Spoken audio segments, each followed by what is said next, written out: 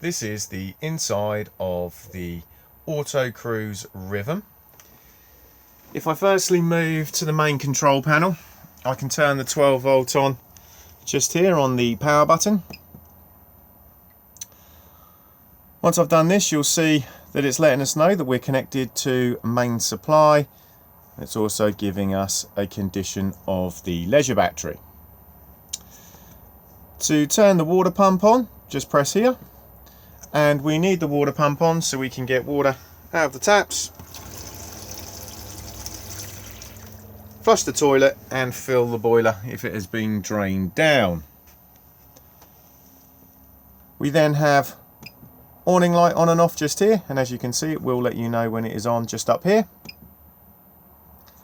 View levels, so this will give us a condition of the vehicle battery, condition of the leisure battery, how much water is in the fresh tank and how much water is in the waste tank. And then we have the main isolator button for all of the lights in the cabin. These can then all be individually turned on and off on their own switches. Battery selection on these two buttons just here. So if I now press the vehicle, you'll now see that it's highlighted just here.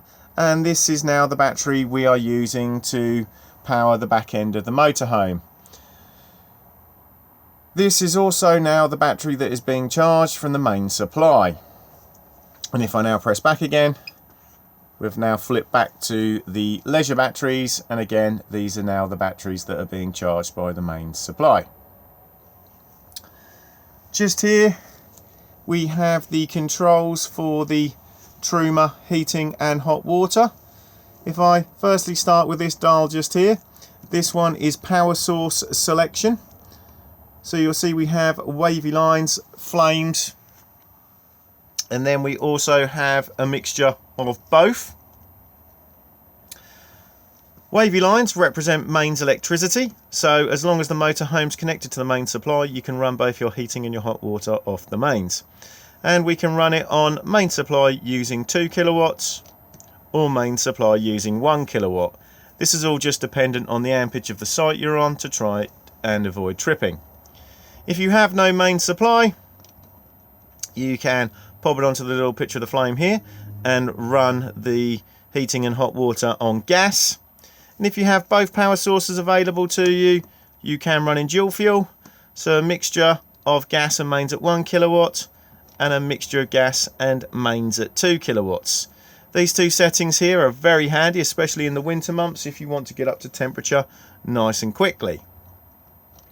But if I now pop it back all the way up to 2 kilowatts, and now we come across to the dial just here, you'll see at the moment that we are in the off position. And if I now flick the outer dial up, you'll see we're now on to 40, and this is now hot water on its own at 40 degrees. If I now flick it up again, we then have hot water on its own at 60 degrees. You'll now see we have a green light on just here letting you know it's on, and we also have an amber one. This amber one here will go out once the temperature has been achieved that you have asked. You'll see that we also have an amber one this side as well. This is just letting you know that you have main supply and everything is working as it should. If I now flick back to off, you'll see that we have a flame on its own just here. This flame here does not represent gas, it represents the blown air heating system. So if I now flick it down, you'll see green lights come on to let you know it's all working, and we have the amber one on again indicating that we're using main supply. And then we control the temperature of the heating just on the inner dial just here, with 5 being the hottest, 1 being the coolest. If we want both heating and hot water, we flick it all the way down to this last one just here, and we have hot water at 60 degrees and the heating on. And again, the amber light will come on and go out once the water has hit 60 degrees. If you are using gas, the amber light will go out, and instead if it fails to light, a red light will begin to flash to let you know that it hasn't lit. This can sometimes happen, especially if you've just put a new gas bottle on and you need to purge the air out. If you get the red light flashing, just literally turn it back to the off position and then turn it back on again, and it will attempt it again. As you can see at the moment, when I turn it off, you get a little flashing light just here. This is just indicating that the system is going through its cool down, and once it's cooled down enough, it will then go out.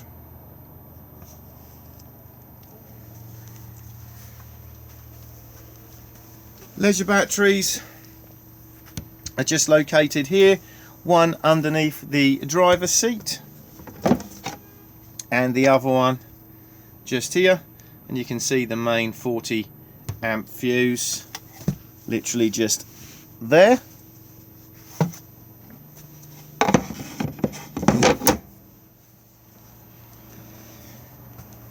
If I now just come to the bench seat just here and remove the cushions, and I now lift up, you'll see that we have some storage just at the back here. We then have the Truma boiler just here, and the water pump itself just sits here. To drain the boiler down for winterization, it's all just done on the yellow lever just here. Before draining it, firstly make sure that the water pump has been turned off.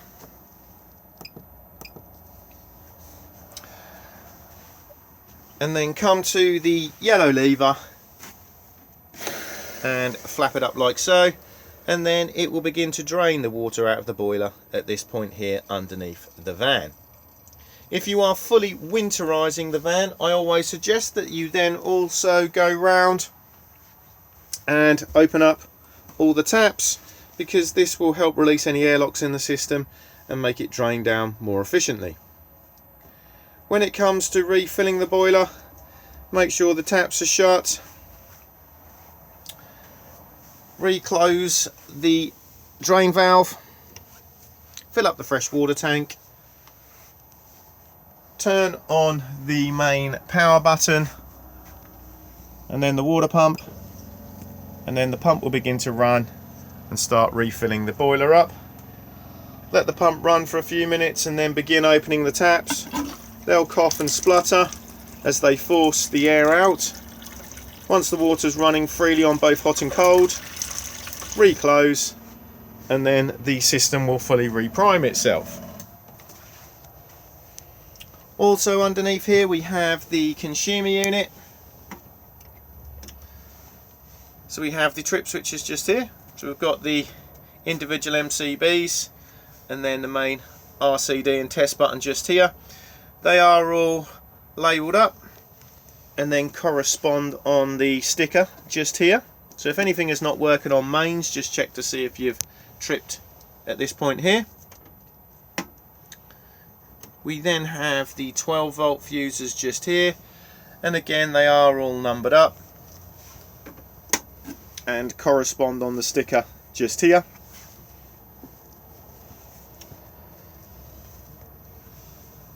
Three isolator buttons just here. So we have these two amber ones here for the heating and the hot water. If these are turned off and you're trying to run heating and hot water on main supply, it will not work. So just make sure that they are both turned on. We then have the green one just here, which is for the battery charger. Again, if this is turned off, you will not be able to charge either the leisure batteries or the vehicle battery from the main supply. And then we have this one here, which will illuminate if you have reverse polarity connected to the van. This can sometimes happen on some continental sites. Up here we have full system shutdown. So if you're not using the motorhome for long periods of time, you can press this button here and it will shut the back end down and kill any residual draw on the leisure batteries. These buttons here are mainly for the workshop, but if I just press select, we can get a voltage reading on the leisure batteries and the vehicle battery, and the battery amps just there.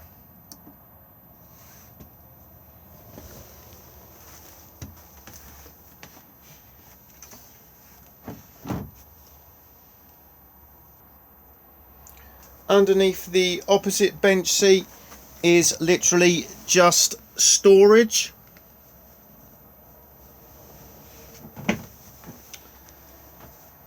And if I now come to the wardrobe, you'll see that we have in here the table pole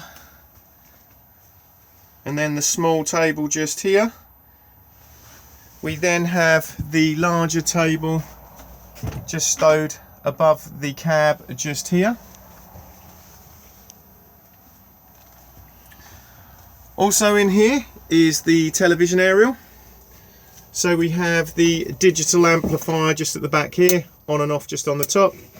This particular amplifier does have a signal finder in it, so the greener the light, the stronger the reception is. To raise the mast, just undo the collar and then just push up and then get it into the position that you require and then lock it into place. You'll see at the moment we have a H. H stands for horizontal. We can flip it into a vertical position for additional tuning if required, just by turning the tail just here.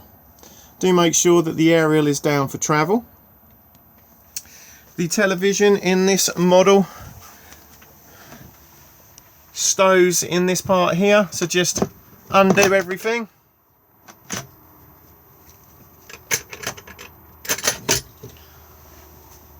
And then it drops down. So just attach your TV to the bracket, run the cables up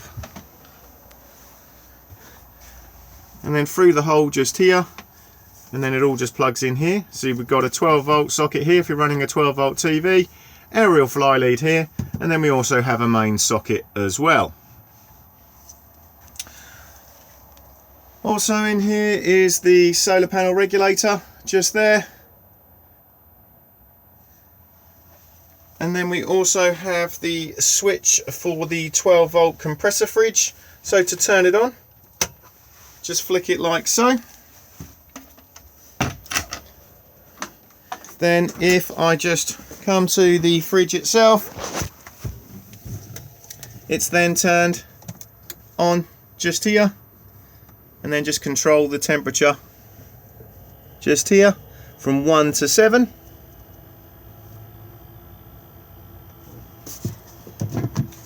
Freezer box at the top.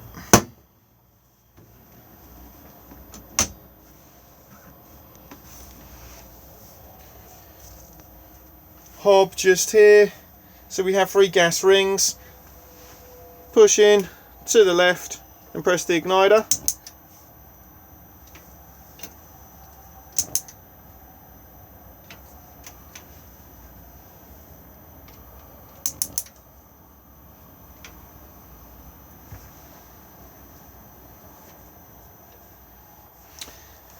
Beneath that we have the oven and the grill. Again, just push in, twist for the oven.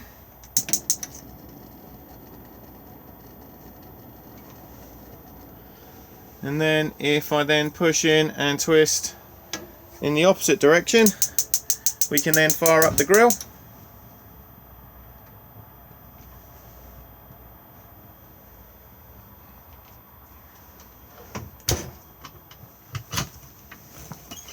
Beneath the grill and oven we have storage.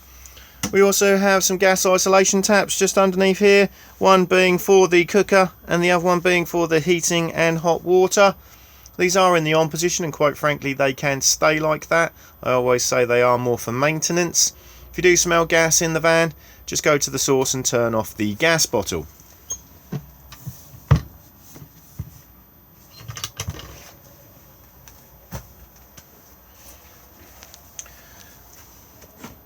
Washroom. So we have the Thetford toilet just here. The bowl does swivel. To open to the cassette, just slide the grey lever and then push the blue button to flush.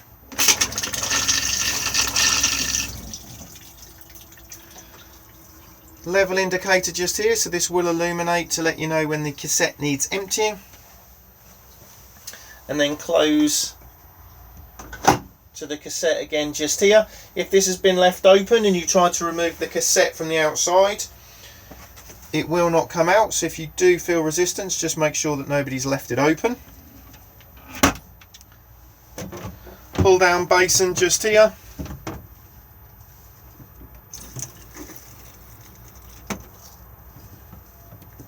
And when pouring it away, just do it nice and slowly. And that way it then won't shoot out underneath at you. Shower just here. And then the light switch is just located in the ceiling just here.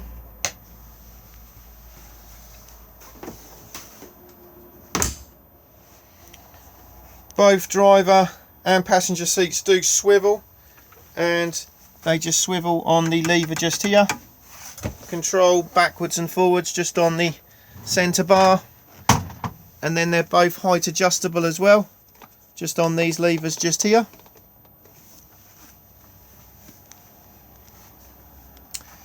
In this model you can have either two singles or a double. If you're going to have a double, just literally pull these sections out,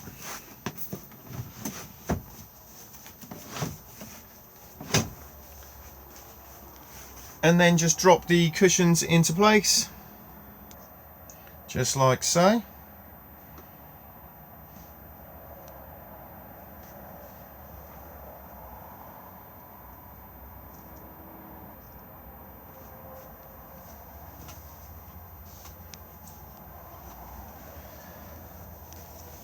Silver screens just here,